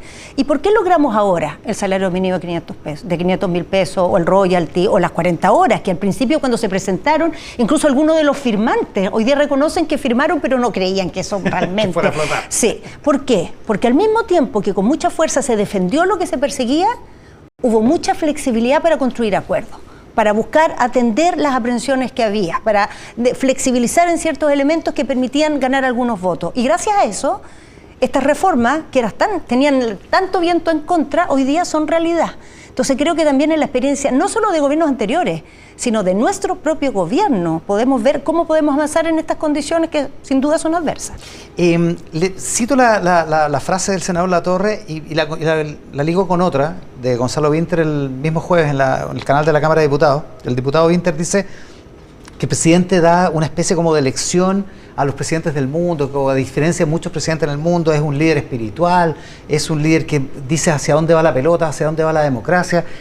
Una frase que algunos han interpretado como un signo de superioridad moral que hay, y la puedo ligar en ese mismo sentido con la frase de Latorre, una cierta superioridad moral de que las ideas nuestras son mejores, están en lo correcto, son mejores moralmente, ya no mejores técnicamente, son mejores moralmente que las ideas de los adversarios. A ver, yo creo que cuando uno ve el discurso del presidente Boric, más bien, si uno se quiere sorprender por algo, es por el nivel de humildad y flexibilidad que tiene, por la persistencia con la cual reconoce y valora los avances que hicieron antes, por la cual se da cuenta de las dificultades que se enfrentaron antes.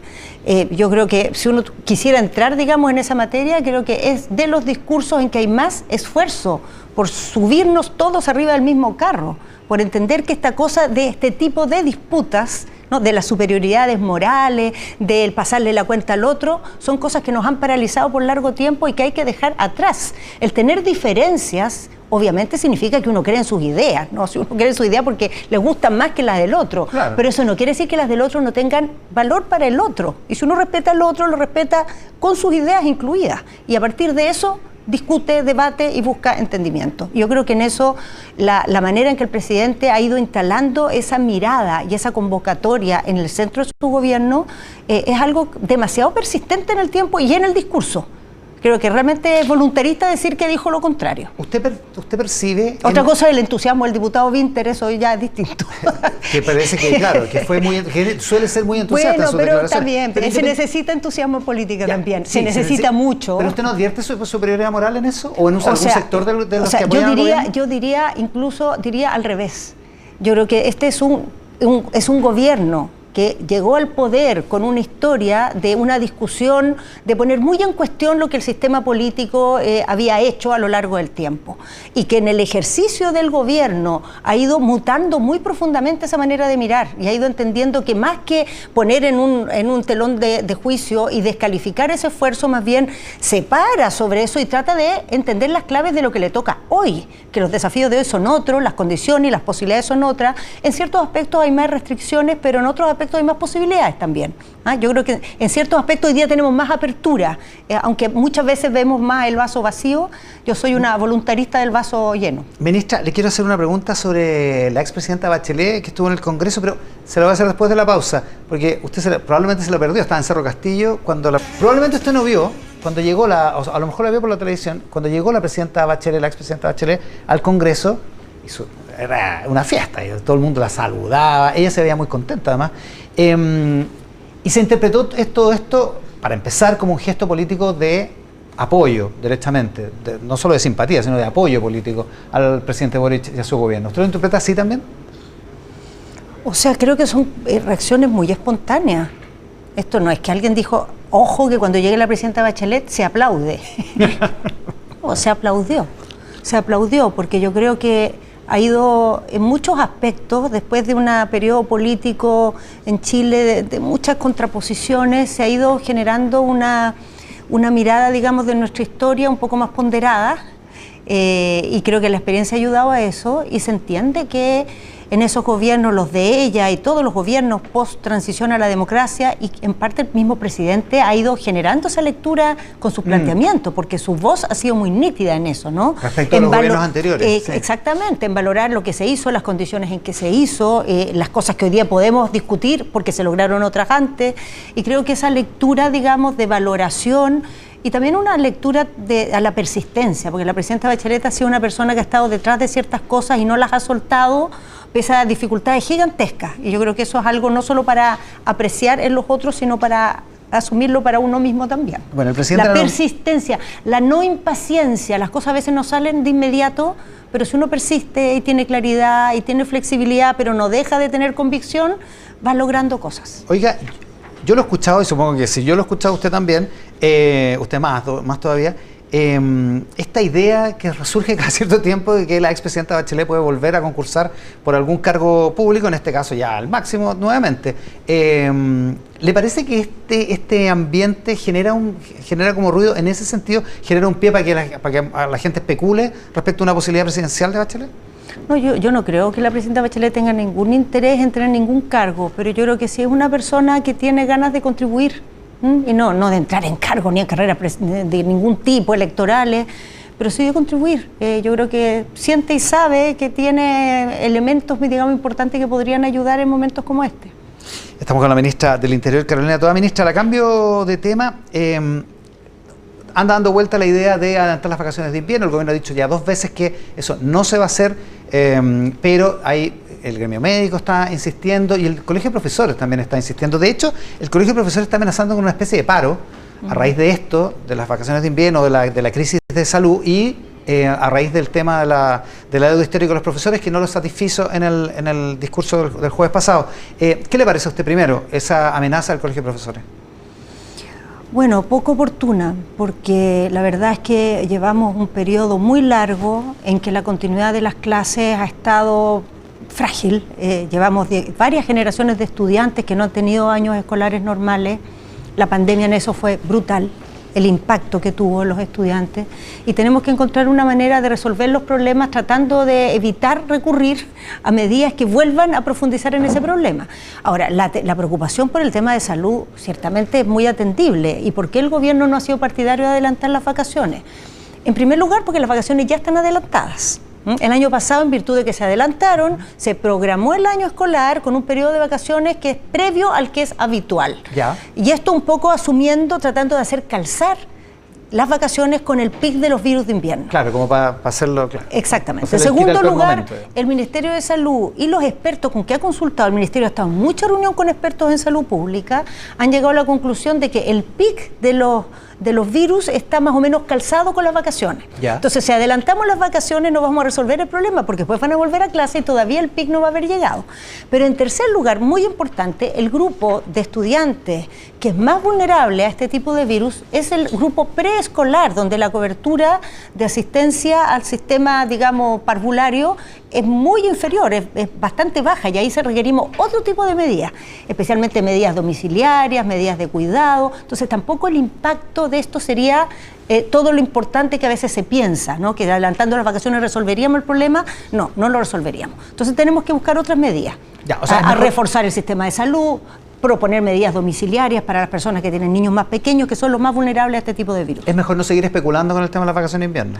O sea, el gobierno ha sido claro, pero el gobierno no ha sido voluntarista. Ha hecho muchas consultas con expertos, se ha sentado con epidemiólogos. Epidemiólogos, ya, lo logramos. Especialistas en epidemias. Exactamente.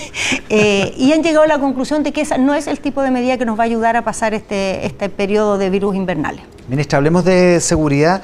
Yo no sé qué hay que tener en la cabeza para quemar una escuela, pero eso pasó en Victoria el fin de semana. Un grupo que está pidiendo que traigan a unos presos de vuelta a la cárcel de Angol. Es realmente una cuestión bien inhumana desde el punto de vista de lo que ahí se había construido y de lo que pasa con esos niños a propósito de educación. ¿Qué se piensa hacer en esa materia y en la persecución de ese tipo de delitos? Primero, Iván, si me permite, yo creo que es francamente abominable que se quemen escuelas. Más encima escuelas donde estudian niños de comunidades indígenas. Entonces, ¿qué causa es esa que cree que es una buena idea quemar escuelas? O sea, yo creo que ahí estamos con grupos que ya están en una decadencia francamente muy lamentable. Hay que decir además que este tipo de acciones, esto está bastante documentado en experiencias similares con grupos radicales que hacen uso de la violencia.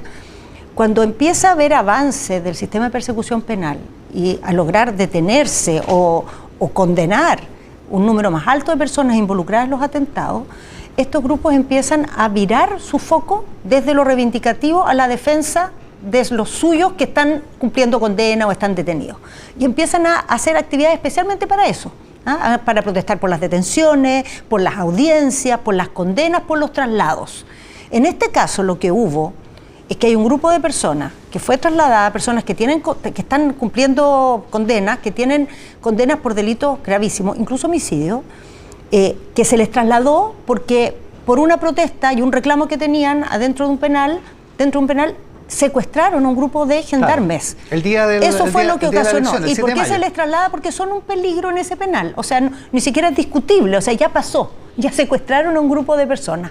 Entonces, este tipo de amenazas no van a cambiar la conducta con que se tomó esta decisión de traslado. No la van a cambiar, y lo que sí van a hacer es afectar a un grupo de niños y generar una sensación de terror. Por eso se ha ocupado el término en este caso de que no hay otra lógica para entender ese atentado, que es esto de causar temor, intimidar, y que con esa intimidación lograr que se tomen decisiones más propicias a lo que el grupo quiere. O sea, esta quema de la escuela es un acto terrorista en toda la línea. Absolutamente. No hay otra manera de explicarlo. Si alguien tiene alguna teoría distinta, yo no puedo explicarlo de otro modo.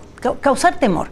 Ahora, dicho eso, claramente en la macrozona sur, después del año pasado, en que se lograron avances muy relevantes en todo sentido, la cantidad de eventos de violencia, la cantidad de personas condenadas que se duplicó, la disminución de las usurpaciones, que es como el gran, digamos, el carro a través del cual se va generando este control territorial. Bajaron dramáticamente las usurpaciones, el robo de madera, la cosecha fue mucho mejor. Sin embargo, desde el verano hemos tenido un recrudecimiento de acciones violentas y acciones de un tipo además especialmente escabroso como este.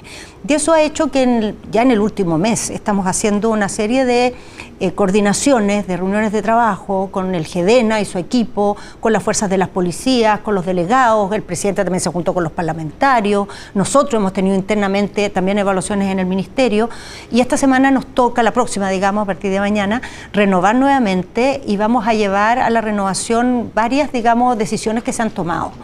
Algunas modificaciones en el decreto, algunos cambios en cómo se funciona operativamente, algunos de esos cambios. Porque ahí es donde se especula mucho y hay algunos que piden estado de sitio, en fin, el gobierno ha dicho que esa no es la herramienta, pero no tiene que ver, modificaciones? No tiene que ver con cambiar el tipo de estado de excepción, va a ser el mismo tipo de estado, claro, va a seguir siendo estado de emergencia, pero vamos a asumir que se requiere, porque, a ver, en un primer momento, ¿qué es lo que teníamos? Teníamos muchas acciones violentas dispersas y muchas de ellas tendientes a generar control de las vías de circulación, las carreteras especialmente. Eso se ha ido mejorando sustantivamente con el despliegue del estado de excepción y con medidas que se han ido tomando ahora. Por ejemplo, está instalándose todo un sistema de cámaras, de luminarias que va a restringir mucho más ese tipo de atentados, pero lo que estamos teniendo es que los atentados se concentran más en una zona, fundamentalmente en la provincia de Malleco. Otras zonas han mejorado mucho más, Arauco ha mejorado mucho. Toda esa zona de Tirúa, que estaba prácticamente en un descontrol total, hoy día está en otro pie, pero en Malleco se han profundizado acciones de este tipo. Entonces, ¿qué es lo que vamos a hacer? Buscar un tipo de coordinación, hasta donde puedo contar, Iván, porque no puedo contar mucho más, un tipo de coordinación mucho más precisa que permita actuar de manera más focalizada ahí donde tenemos este tipo de atentados y limitar más la manera de funcionar de estos atentados, que ya no es ya fundamentalmente robo de madera, sino que son atentados de este tipo, son quemas, son atentados personales muchas veces. Entonces, primero vamos a fortalecer el mando, por decirlo así, la coordinación que se ejerce sobre los demás para poder actuar en esa zona que está más complicada. El consejero constituyente, que es del consejo que se constituye el próximo miércoles, decía hoy en una entrevista en el Mercurio, decía, unas declaraciones, decía que él invitaría al diálogo a todos, incluyendo a los grupos que están en armas, una cuestión a la que el gobierno se ha negado ya sistemáticamente, ¿no? A ver, el presidente anunció, el 21 vamos a anunciar este consejo que tiene... Que es el Día de los Pueblos Indígenas, el 21 de junio. Exactamente, por eso se eligió esa fecha. El Consejo lo que va a hacer es una propuesta de cómo podría el país enfrentar realmente y dar una solución al tema de tierras de una vez. O sea, primero dimensionar la demanda, porque las modalidades que tiene hoy la ley indígena no dimensiona la demanda, o sea, se presenta cada vez una nueva demanda, claro, se evalúa y se va creciendo, más rápido, más lento, no hay un total que uno puede decir, esto es el problema. Bueno, primero, decir cuánto es el problema. Segundo, establecer claramente las modalidades con que se va a resolver e ir a buscar las vías por las cuales podemos cumplir esas modalidades. A veces va a ser tierra, otras veces van a ser recursos, otras veces hay que cambiar las tierras porque se reivindican tierras y se tiene derecho para reivindicarlas en lugares que no es posible traspasar tierras, porque, como dijo el presidente, a veces hay ciudades ahí instaladas. Arriba, claro. Entonces, ese es el labor de esa comisión. Y en esa comisión se va a... ¿Cómo va a ser la relación con los grupos más violentos? ¿Se habla o no se habla con los grupos violentos? Toda esa tensión que muchas veces se pone, la verdad, es bien poco cuando uno ve la historia de otras, situaciones similares. Esto no funciona así, esto funciona sobre la base de que el Estado empieza a ser más efectivo en el control de las acciones violentas, empieza a tener más resultados y los grupos violentos por sí solos empiezan a buscar caminos de otro tipo cuando ven eso. Entonces no es que uno tenga que elegir entre perseguir o conversar, uno tiene que ser exitoso en perseguir y cuando empieza a tener resultados los grupos dicen, ¿sabe qué? No vamos a seguir en esto, mejor vamos a conversar. Ahora, eso no ha pasado todavía, pero lo esperable es que pase. Ministra, y en temas de seguridad urbana, este fin de semana ha habido 8 homicidios en la región metropolitana. Es realmente un número sorprendente. Yo sé que lo venimos casi normalizando, lo que es horroroso, digamos, pero algo está pasando con ese tipo de delitos que no cede, digamos. Bueno, el problema que tenemos en Chile principal de seguridad son los homicidios. Los homicidios vienen en una escalada desde el año 2016. Tuvieron el primer año de la pandemia, que es curioso porque la pandemia bajó la delincuencia en todo sentido, pero los homicidios aumentaron de una manera dramática, el 21. El 20, el año siguiente del estallido tuvimos un salto muy grande. Los homicidios. El primer año de la pandemia. Primer año de la pandemia. El 21 bajaron y el 22 volvieron a subir mucho. Por eso, como gobierno, en la estrategia de seguridad que tenemos, la prioridad es frenar el alza de los homicidios. Y el alza de los homicidios va muy de la mano al alza de las armas. Cuando uno empieza a ver cómo se han movido, digamos, los indicadores que tenemos en los últimos años, han ido subiendo mano a mano las armas y los homicidios, las armas y los homicidios. Entonces, tenemos que actuar sobre los homicidios y tenemos que actuar sobre las armas. Y la estrategia principal del gobierno se centra en eso. Por eso, Calle Sin Violencia está en los lugares, focalizado en los lugares donde hay más cantidad de homicidios.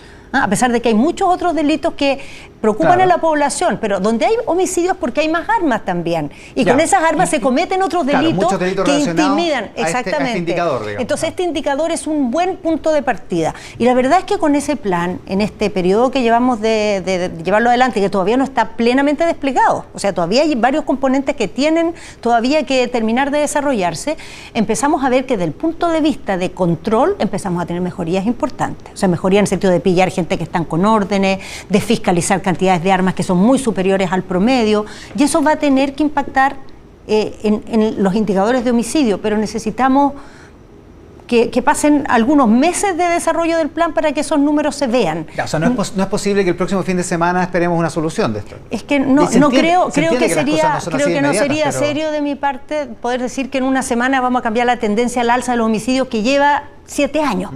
Entonces no, pero lo que sí nosotros tenemos la convicción que si en esta línea de trabajo en que estamos, donde estamos fortaleciendo las instituciones, donde estamos mejorando la legislación, donde estamos trabajando con las policías para hacer también una modernización para lo que hoy se requiere y logramos al mismo tiempo ser más profundos en lo preventivo, donde se habla poco, Iván, pero es muy importante que actuemos bien, y ahí tenemos una línea bien gruesa también con los municipios, con los jóvenes, que además tienen mucho por venir en los años que quedan de gobierno.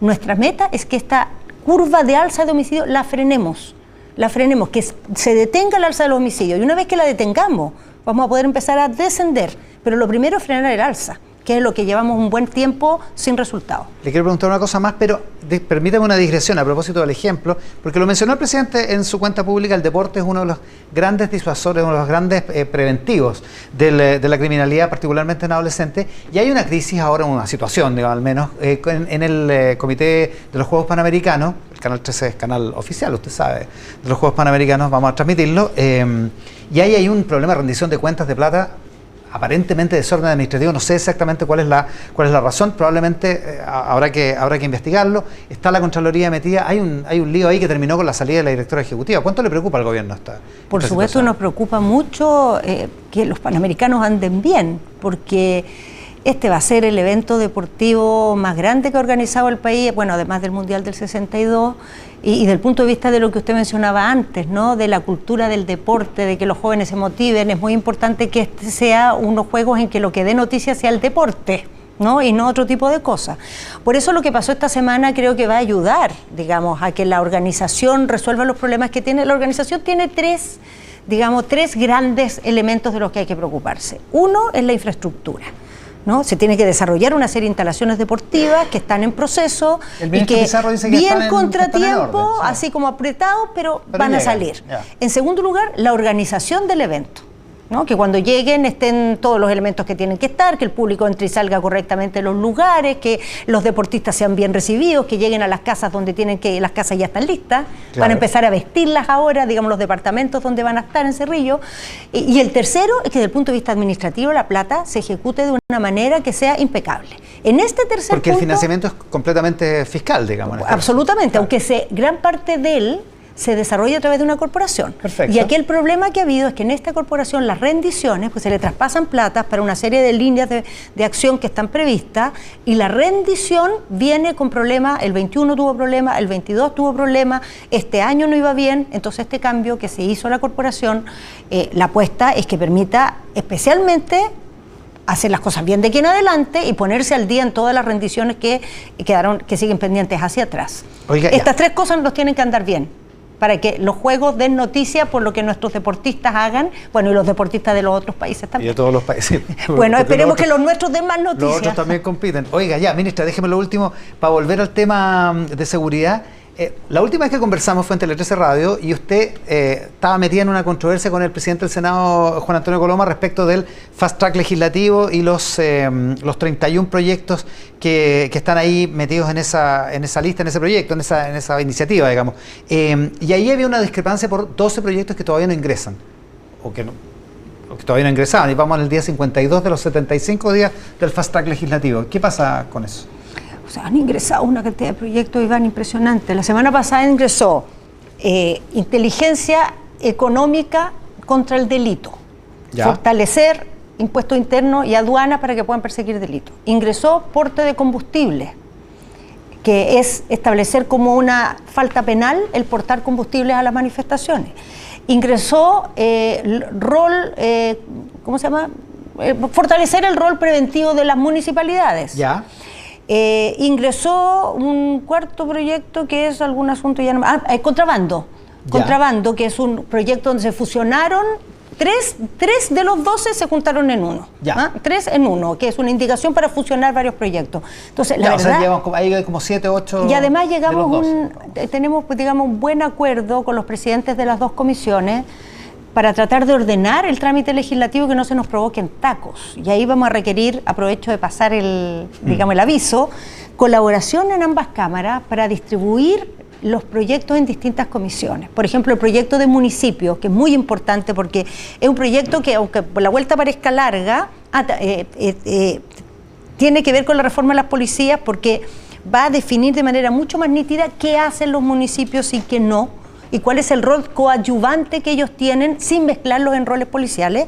Bueno, ese proyecto es necesario que se vaya a la Comisión de Gobierno Interior, que ve los temas municipales, y no a la de seguridad, para que así seguridad pueda atender otros proyectos y poder avanzar rápido. Ya, o sea, eso está avanzando. Está avanzando y vamos a hacer todo para estar en estos plazos, y creo que vamos a terminar récord, Iván. O sea, entre el año pasado, entre este año, porque hemos avanzado mucho este año, a fin de año, yo les aseguro, vamos a tener un nivel de despacho de proyectos de seguridad que nunca en la historia hemos tenido. Ya llevamos 13 en lo que va del año. ¿El senador Coloma está de acuerdo? El senador Coloma, a ver, ¿qué es lo que pasó, Iván? La verdad es que con el senador Coloma lo último que quiero es pelear, porque necesitamos trabajar juntos. Lo que pasa es que yo mencioné proyectos del compromiso transversal mezclados con proyectos del acuerdo con los presidentes de las cámaras.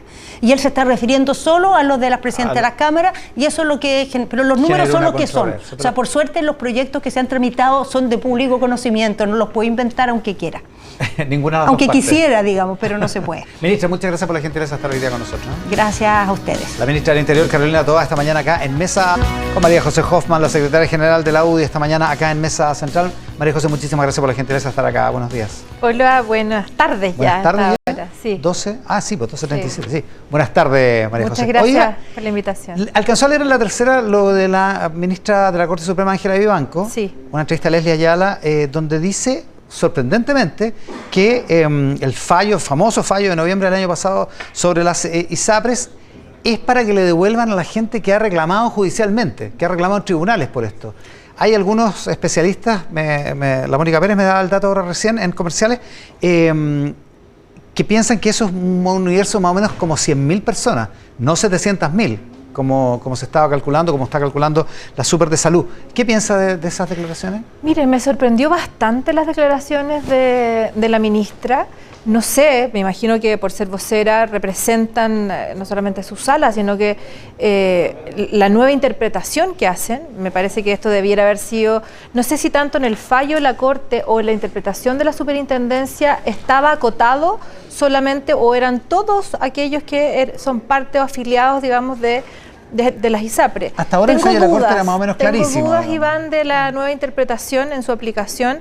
Podría ser una buena noticia, digamos, para salvar el sistema, pero la verdad es que hasta ahora me falta información para poder ejercer una opinión, porque es completamente, no sé, me parece o una voltereta o una interpretación que es difícil de abordar, pero que podría ser una noticia positiva. La ministra del Interior, Carolina Toá, en la entrevista antes de este bloque, decía que el gobierno ha instruido al superintendente de salud para que haga una consulta formal, digamos, a la Corte mañana. Yo creo que es lo que corresponde. Debiera ser ya más o menos la segunda consulta formal, pero lo importante en esto es que el gobierno pueda liderar rápidamente la solución, no solamente para los 3 millones de afiliados, sino que para también los que se atienden del sistema público, porque al final esto va a terminar afectándolos a todos. Y desde mi punto de vista podría ser una pésima noticia un nuevo Transantiago si el sistema colapsa.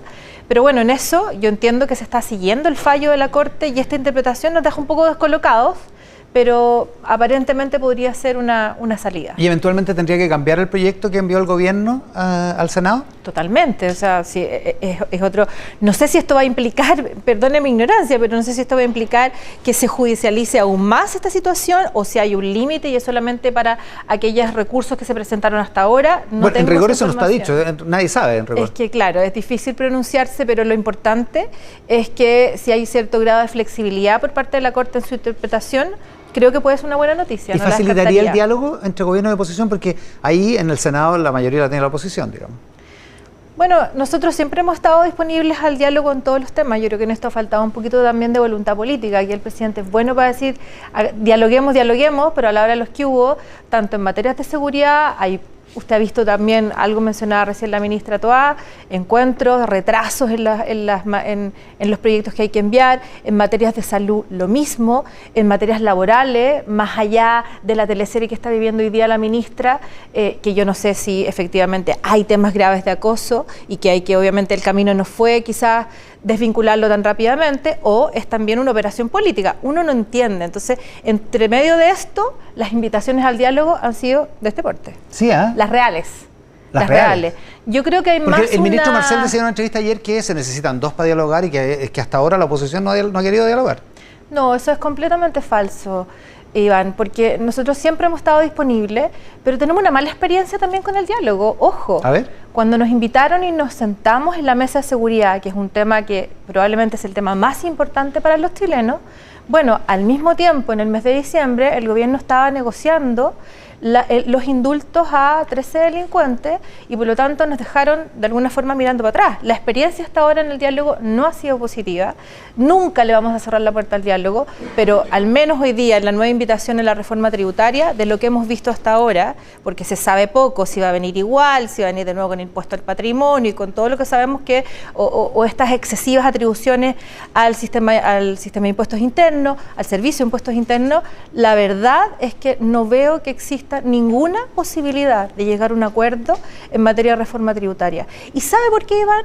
Porque el año pasado insistieron hasta el cansancio que iban a poder gobernar después de que tuvieran la Constitución fracasada de izquierda que tuvieron, y la verdad es que avanzaron bien poco. Hoy día ponen todo el peso de la prueba en la reforma tributaria, que acaba de fracasar hace 8 de marzo. O sea, yo no entiendo qué está pensando el presidente, porque cuando uno invita a dialogar, al menos tiene una conversación previa, al menos esboza de qué se va a tratar. Entonces, ¿por qué? Ustedes se sorprendieron el jueves con esto. ¿Por qué insiste?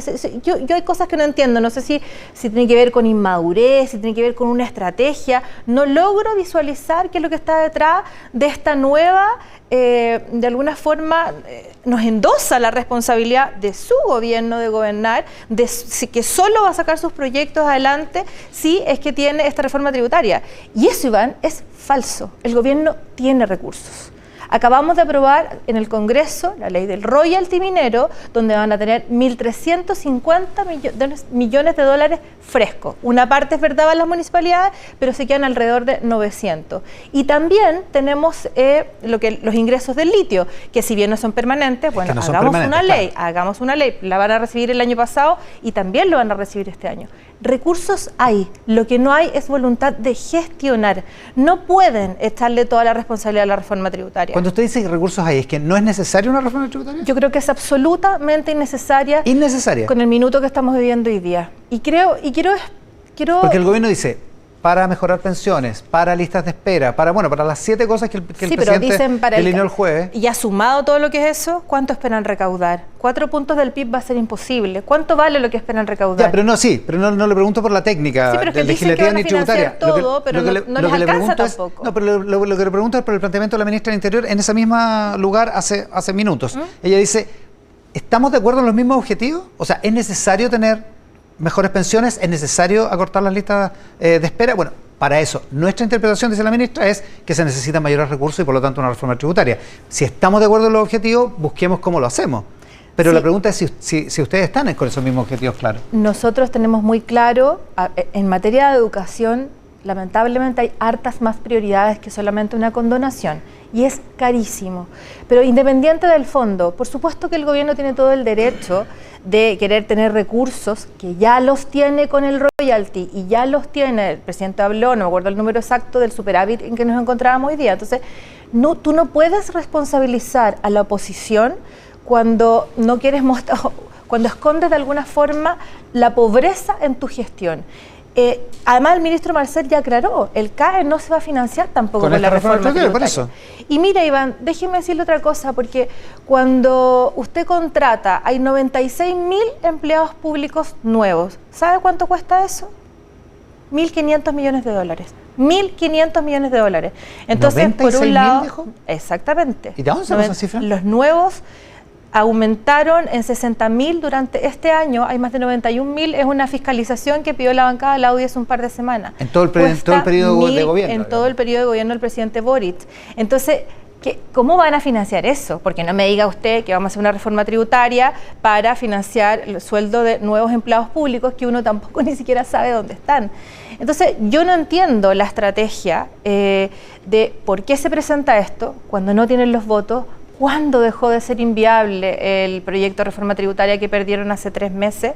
Y creo que además, y se lo digo acá desde la UDI, nosotros creemos que hoy día, con la crisis que hay, es una pésima noticia volver siempre a meterle la mano a las personas.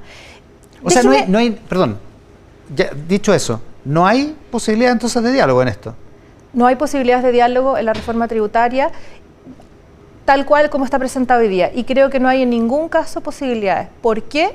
Porque yo lo que más eché de menos, Iván, en el discurso presidencial, hubo cosas buenas y en eso uno tiene que tener la capacidad de reconocerlo, porque si no nos vamos a pasar peleando todo el día. Pero claro, hay anuncios importantes como que al fin hagamos el tema de la sala cuna universal, que nos pongamos las pilas y que reenvíen la indicación sustitutiva al Senado. Por supuesto que sí, y es una prioridad. Hay varias noticias positivas, pero a mí lo que más me preocupa es la ausencia total de medidas para enfrentar la crisis económica que estamos viviendo. Iván, estamos a punto de un desplome de la economía. Los datos en desempleo, estamos llegando a 8,7. Ni una sola palabra para los 850.000 chilenos que hoy día están sin pega. Hemos bajado la construcción, estamos a niveles de los 90. Hasta los supermercados, la gente está comprando menos hoy día para comer. Tenemos cifras, el IMASEC se contrajo en 1,1%, pero mire, analicemos lo que está pasando. Pero usted estará de acuerdo en que en diciembre, noviembre del año pasado, lo que se pronosticaba era una caída mucho mayor de la economía. O sea, esa caída no ha sido la que se pronosticó de ninguna manera. Mire, sea un gran guatatazo o sea un mediano, es un drama. Que haya una persona sin empleo y el gobierno no tenga una política pública para salir adelante, pareciera a veces que el presidente tiene 853.000. El gobierno creo que tiene un complejo con el tema del crecimiento que hoy día tenemos que lograr revertir. Por lo tanto, hasta que el presidente no tenga una agenda para lograr realmente, no solamente frenar la inflación, no hay ninguna posibilidad de que aprobemos la reforma tributaria. Ya. Ninguna. En el gobierno dicen que no es chantaje porque no están pretendiendo endosarles a ustedes la responsabilidad de que no se aprueben las cosas y que no se terminen haciendo las cosas, como por ejemplo mejorar las pensiones. Pero sí es cierto que dejar estos temas abiertos, dejar el tema de pensiones abierto, dejar el tema tributario abierto para un eventual futuro gobierno de su lado, también va a ser un problema, digamos. O sea, ¿vamos a estar discutiendo de nuevo sobre el tributo y vamos a seguir discutiendo sobre pensiones en un siguiente gobierno? No solamente es un drama para quien le toque gobernar después, que espero que sea hoy día la oposición, es un drama para los chilenos. O sea, sí, avanzamos muchísimo con la PGU. ¿No sería tiempo entonces de dialogar y cerrar esos temas? Está bien, pero ahí es donde el presidente no asume sus derrotas. Ya lleva 2 seguidas importantes, la del 4 de septiembre y la del 7 de mayo, donde han perdido estrepitosamente, han sido resultados muy malos. Pero cuando el presidente dice que cambiaron las prioridades, sí, pero que evidentemente cambian las prioridades. Pero está bien, pero es que una cosa es la retórica discursiva y otra muy distinta es la realidad. Nosotros no hemos visto la voluntad en nada en términos, por ejemplo, en la reforma de pensiones. No hay un desconocimiento. No sabemos si el subsecretario también salió por una operación política porque él no estaba a favor de las cuentas nacionales, que sería lo mínimo entender después del plebiscito. Ayer la ministra Jara dijo que las cuentas nacionales estaban en el... Pero a ver... Ayer, recién, después del 4 de septiembre, de que sean heredables, de que sean de los chilenos, no hemos visto esa voluntad. Y el ministro Marcel dijo ayer también que tampoco, que no son una cuestión de principios de la reforma, pero eso que es una cuestión técnica. Pero eso, hasta que no esté traducido en indicaciones en el proyecto de ley, es una retórica discursiva muy propia del presidente. Pero volviendo al punto, que no haya reforma de pensiones le hace daño a las jubilaciones actuales y segundo, y futuras, por cierto, pero a las actuales que son las más urgentes. Y segundo, les deja abierto el tema si es que ustedes quieren ser gobierno. ¿No es tiempo de cerrarlo? Totalmente es tiempo de cerrarlo. Estuvimos a punto de cerrar. Ellos fueron los que rechazaron el acuerdo que habíamos logrado hace 4 años. Yo era parlamentaria, me acuerdo perfecto en enero cuando logramos ese acuerdo. Esto en ningún caso tiene que ver con lo que ellos hicieron mal. Al contrario, hemos demostrado que no gobernamos como ellos, digamos.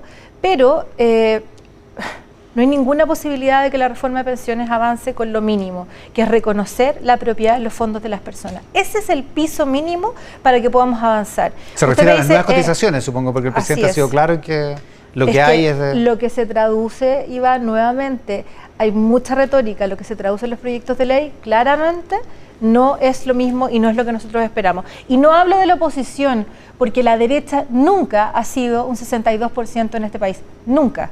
Hoy día, en gran parte, gracias al mal que ahora gobierno. Tampoco, digamos, ¿no? No, yo digo que no, pero ¿qué es lo que está detrás del 62%? ¿Dónde está la autocrítica en la cuenta pública con respecto a lo que perdieron en el año pasado y este año? ¿Dónde está? Más que las buenas intenciones, ciertos nombramientos de personas. Yo valoro el tono en el cambio en el presidente, pero necesitamos cosas concretas. Y cuando tú evades el tema más importante para los chilenos, porque hasta ahora en materia de delincuencia vamos lento, Iván. Vamos lento. Los proyectos no están con la rapidez que hoy día estamos en una situación completamente distinta, con una sofisticación del delito. Hay reconocimiento a que hay terrorismo en la Araucanía, es un paso importante. El presidente Boric hace 2-3 años atrás negaba que existiera terrorismo. Bueno, ¿por qué no aplica la ley? Y si no le gusta la ley, ¿cuándo va a mandar el proyecto? Entonces, claro, está bien que apoyen a carabineros, que les den más recursos, me parece muy positivo, porque hasta 2 años atrás le están prácticamente tirando cupos. Está bien el cambio de actitud, pero es completamente insuficiente en materia de seguridad y en materia de economía, Iván. En materia de economía estamos a puertas de un desplome gravísimo y el gobierno puede convertirse en el peor gobierno de la historia si no toma medidas. Ya, espérese. Señales. Una señal, ¿cómo me dijo? La propiedad de los fondos previsionales. ¿Qué otra señal esperan en materia tributaria? ¿Qué señal? Mire, es que, a ver, cuando uno se pregunta ¿para qué? Ya, algunos de estos proyectos que han nombrado. El CAE no, ya lo dijo el ministro, porque dicen a veces que sí, dicen a veces que no, pero también tiene que ver con ¿para qué lo quieren hacer? No solamente en términos de proyecto. Lo que estamos viendo con los panamericanos, lo que estamos viendo con el gas, nos genera profundas dudas de cómo administran los recursos. O sea, aquí no hay, Iván, esto no se acompañara. Si es que llegara a haber espacio para dialogar, que hoy día no existe esa voluntad y lo quiero reconocer abiertamente, si es que llegara a haber espacio, tiene que haber una reforma y una modernización del Estado. No podemos seguir hoy día con el nivel precario, con que no solamente trabajan los buenos funcionarios, sino que también los malos funcionarios que sabemos que a veces no pueden salir. La modernización del Estado es urgente. No vamos a aprobar, y me atrevo a hablar no solamente como la UDI, como sector, ni un peso nuevo al Estado hasta que no se mejore la eficiencia en el gasto. ¿Cuánto le molestó a propósito de la cuenta pública la mención a su sector y a usted en particular de los 50 años del golpe de Estado en el discurso presidencial del jueves? ¿En qué sentido? Porque hubo un momento en que mucha gente se puso de pie cuando el presidente hizo un párrafo de su discurso, decía esto tiene que ser un nunca más con mayúsculas, un nunca más, o sea, que nunca más pasen una determinada cantidad de cosas. Y hubo harta gente que se paró y de la derecha el único que se paró fue Francisco Chaguán, el presidente RN. Y eso se entendió como una molestia, supongo. Mire, el tema de los 50 años es un tema complejo para Chile y yo espero en este sentido que el gobierno no quiera imponer una verdad oficial. Aquí hay dolores importantes, transversales. Yo, más allá de que no tengo la edad, pertenezco a un partido que fue parte del gobierno militar. Yo soy hija de militar, siento un profundo orgullo de ser una hija de militar. Pero también entiendo, y no estoy en política para vivir hablando del pasado. Y eso lo quiero decir con mucha claridad. Si el presidente lo que va a hacer es imponer una verdad oficial donde pretenda poner de rodillas a la visión contraria, me parece que va a cometer un profundo error. Porque para mí el tema... ¿Pero qué en el discurso del presidente le hace pensar que puede haber una...? Porque la verdad es que el presidente no dijo eso. Dijo, ojalá que no pase más este tipo de cosas. Supongo que estamos de acuerdo en que pasaron es la actitud permanente. Que las violaciones de derechos humanos se cometieron, digamos. Es la actitud, y la UDI del 2003 lo reconoce y lo apoya, y trabajamos con muchos familiares en un documento que hizo Pablo Longueira hace ya, no sé, casi 20 años, sí. Prácticamente 20 años. Por lo tanto, yo en eso no tengo por qué ponerme colorada, pero volver a o sea, la lógica del sí y el no se terminó, Iván, se terminó.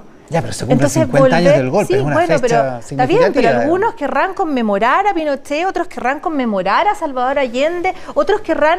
Aquí lo que no puede haber es una verdad oficial, es un proceso que es doloroso, donde todos tenemos que aprender la lección. Yo espero que ni tus hijos, ni mis hijos, ni los hijos de los televidentes sigan cargando con una cultura divisionista que lo único que hace es retroceder. Yo espero que la voluntad del gobierno sea avanzar en reencuentro, en reconciliación, no marcando las diferencias. ¿Pero no le regala, María José, en ese sentido, el tema de los derechos humanos a la izquierda?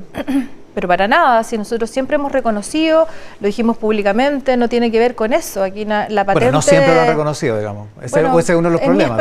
Es mi experiencia desde la política.